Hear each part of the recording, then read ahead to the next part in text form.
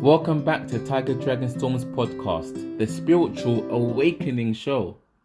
Today's question is, can there be subjective experience without there first being objective experience? Some may say that's a philosophical question. Now, I'm going to start by saying there is no difference essentially between subjective experience and objective experience. That's the claim I'm making right now. Why do I make this claim? Because to say something is subjective is to say something is so-called an internal experience for that individual. They are speaking with their own reasoning, their own mind, their own memories, their own beliefs. It's not something objective within the world, such as them saying they went to Jamaica. That's subjective from your point of view, because you did not see them in Jamaica. But if you went to Jamaica with them, that would be objective because you see them in Jamaica. So you can later say you saw them in Jamaica. Objective experiences, of course, agreeing that something is tangible within the world. Like there is a tree in front of two people. They can both objectively agree on that. But both the subjective and objective experiencing requires the senses, requires the mind. It's the mind that we say is the house of experience. The sort of movie player of experiencing. Let's say, for example, you and your friend, you're both looking at the moon. You're sure there's a moon up there in the sky, in space, whatever your perception is of the distance of the moon. You're looking at the moon. One of you says, I see the moon. The other one says, I see the moon. You agree. But looking more deeply into this situation, you are using your senses to determine that there is a moon. Your friend is using their senses to determine there is a moon. You are experiencing the moon. Your friend is experiencing the moon. Yes? Now, experiencing itself, is that at a distance from you? Is experiencing at a distance from your friend? Is experience something that you reach out and grab that is tangible? And then you take it and say, this is my experience. You reach behind you, grab another experience, bring it forward. This is my experience. Is experience tangible in that way?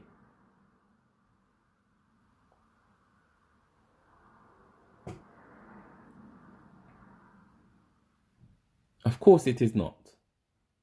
Experience is not at a distance from anyone.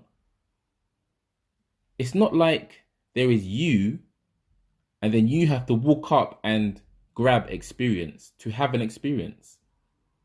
The very walking was experience. The very searching for an experience is experience. So if we can see that experiencing or experience is not separate from you, and never has been and never will be, I would suggest, then actually the moon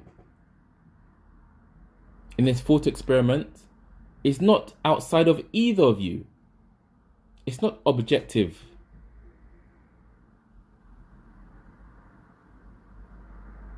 It's still taking place within experiencing, and experiencing itself is closer than close.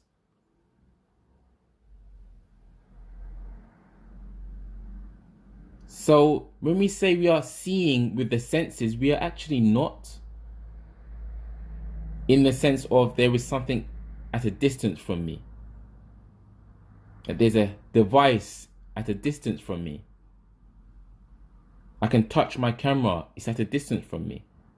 It only seems that way. The very experience in which you touching your camera, seeing the moon, running 5,000 meters, the very experience in which that is appearing within is not at a distance from you. So nothing is actually outside of what you truly are, my friends.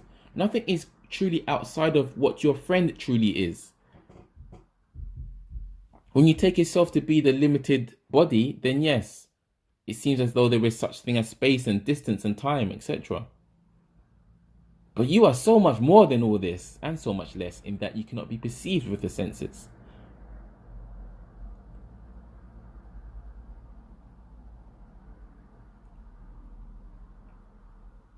If there is nothing separate from what you truly are, which is true Advaita, true non-duality understanding and experiencing that you can have, if nothing is separate from you, then nothing is objective or subjective, because all becomes one.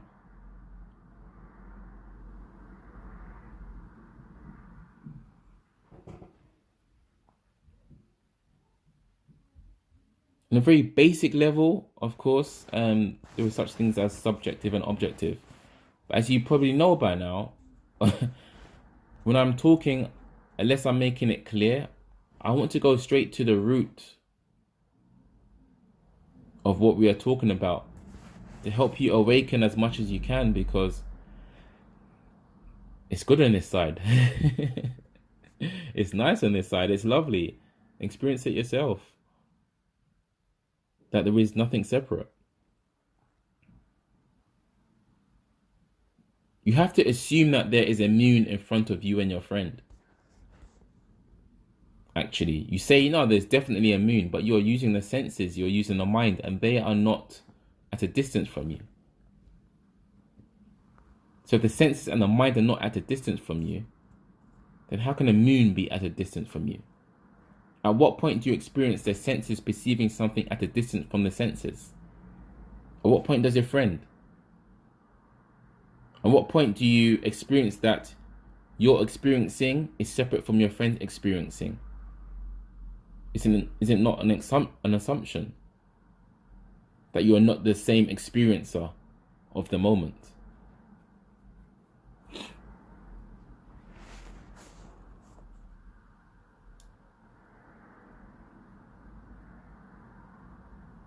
This is why I say in almost every video, you are my fellow expression of consciousness.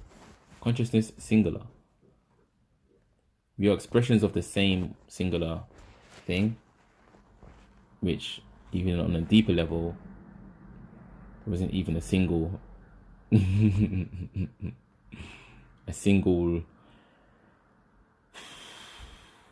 no words.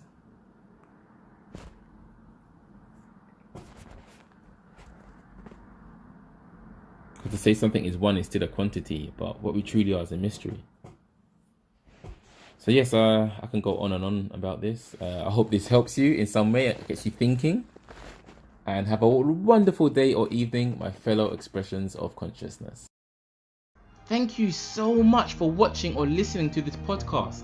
If you have any questions that you would like answered on the Spiritual Awakening Show, then don't hesitate to comment those questions right now in the comment section underneath this video. Alternatively, you could email me at tigerdragonstormspodcast@gmail.com. Please subscribe to stay in tune with the latest videos, the latest podcast uploads, and have a wonderful day or evening, my fellow expressions of consciousness.